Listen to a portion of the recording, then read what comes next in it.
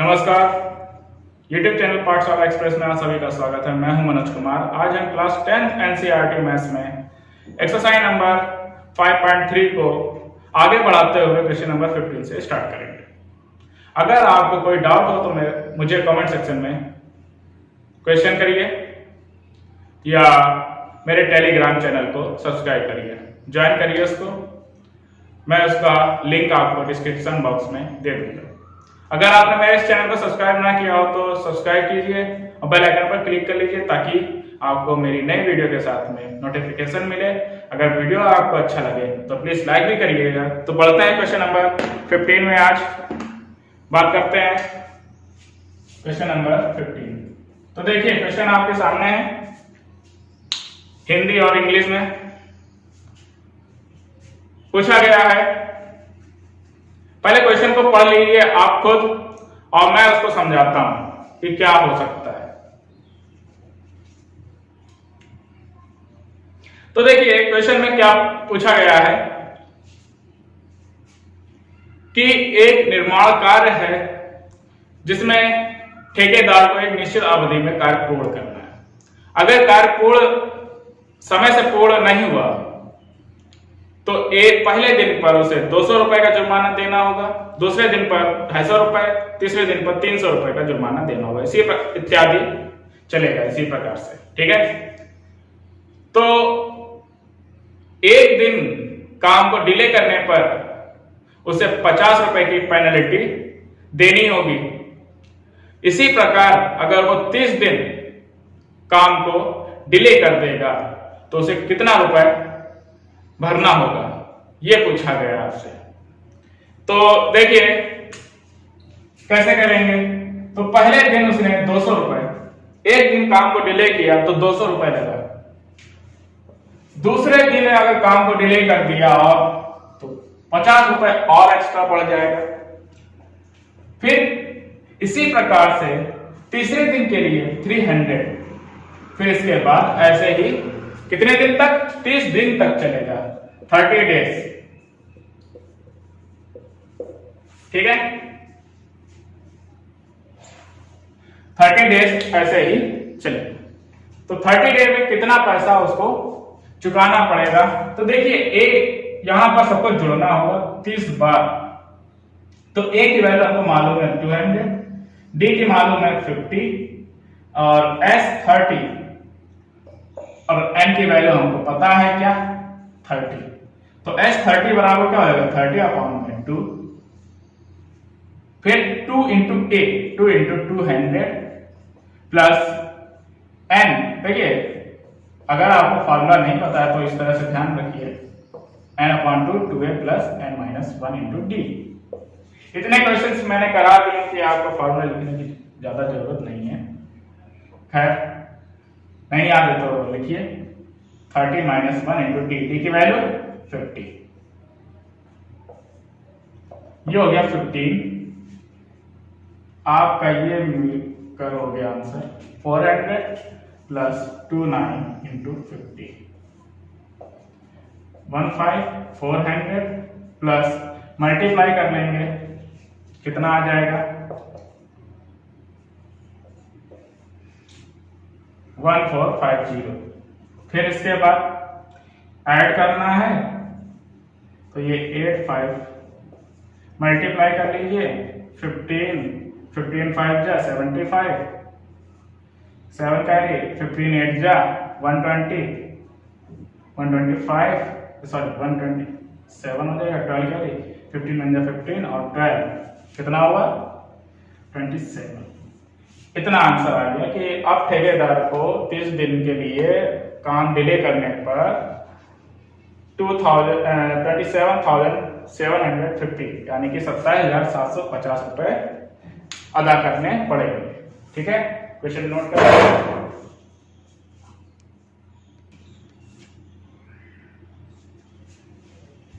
देखिए question number 16 आपके सामने है, मेरे सामने भी है। तो देखिए पढ़िए और समझिए कि क्या है। बताया गया है a sum of 700 is the is to be used to give 7 cash prize of student of a school for their overall academic performance. If each prize is rupees 20 less than its preceding price, find the value of each of the prices. कि बताया गया है कि 7 तरह के price है, 7 price है, A1, A2, A3 and so on A7 तक, और सबका सम दे दिया गया है, या ऐसे हम लिख सकते हैं कितना 700 रुपए। अब कह रहा है प्राइस है हमारे A1, A2, A3, A7, ठीक है, और इन सबका सम 700 रुपए दिया गया। फिर इसके बाद बता रहा है कि जो D कैसे निकालेंगे, A2 माइनस A1, पहले वाले प्राइस से दूसरा वाला 20 रुपए कम है, तो 20 रुपए कम है यानी कि दूसरा वाला छोटा हो जाएगा और D की वैल्यू निगेटिव आ जाएगी -20। 20 रुपए कम है, 20 रुपए ज्यादा होता तो +20 होता, ठीक है। S7 और n की वैल्यू हमें मिल गई 7, तो हमारे पास S7 के लिए Sn फॉर्मूला मालूम है हमको, n/2 2a plus n minus 1 into D. तो 7 पुट किया, 7/2, 2 इंटू a की वैल्यू पता नहीं, n minus 1, n 7 minus 1 into D की वैल्यू -20। अब क्या कर सकते हैं, 7/2 2a प्लस माइनस हो जाएगा, ये 6 आ जाएगा और -20, 6 इंटू 20।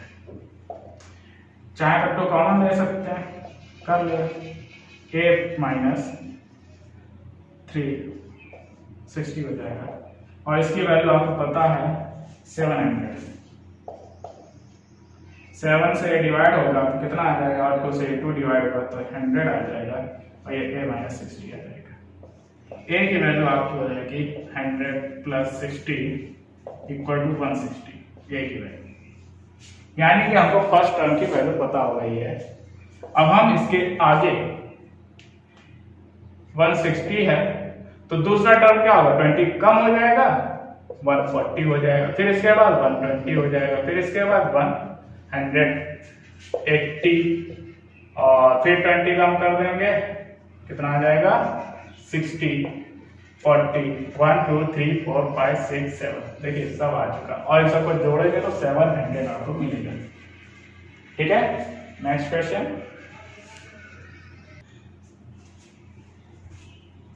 देखिए क्वेश्चन नंबर 17, क्या बताया जा रहा है कि स्कूल में पर्यावरण प्रदूषण पर कुछ सोचा गया कि प्रत्येक विद्यार्थी अपनी कक्षा के अनुसार जिस कक्षा में है उतने ही पेड़ लगाएगा, और इसी प्रकार से कक्षा 1 से लेकर 12 तक के बच्चे चुने गए हैं। तो और भी एक चीज बताई गई है कि हर एक कक्षा यानी कि हर एक क्लास के 3 सेक्शन होंगे, यानी कि 3 अनुभाग होंगे, तो कितने पेड़ लगाए जाएंगे, कक्षा 1 से लेकर कक्षा 12 तक कितने पेड़ लगाए जाएंगे। तो देखिए इसको कैसे करेंगे, क्लास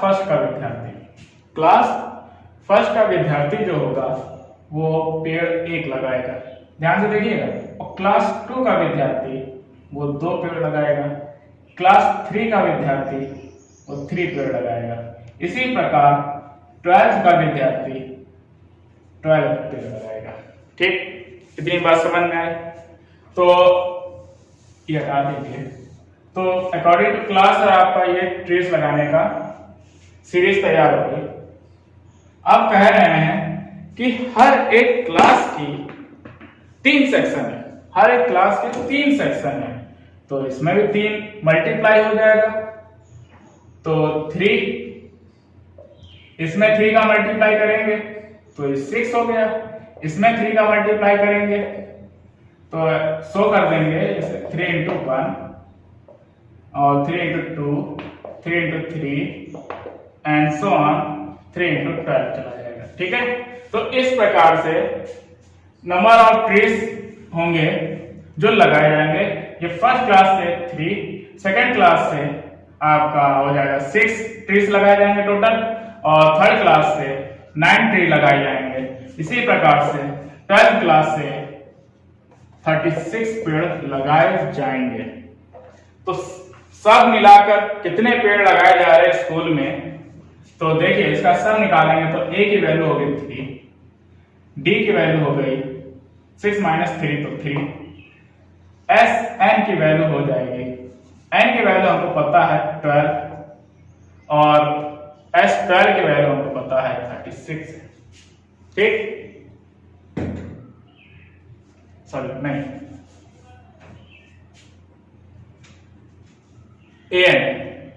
A12 की वैल्यू पता है 36 है। ये आपका A12, SN तो S12 तो पूरा सम होगा इसका। ठीक है, S12 इक्वल टू फॉर्मूला होगा 12/2, 2 into 3 plus 12 - 1 into d, d की वैल्यू 3। अब देखिए ये 6 हो गया और ये 6 हो गया, ये 11 इंटू 3, 6 प्लस 33, तो 6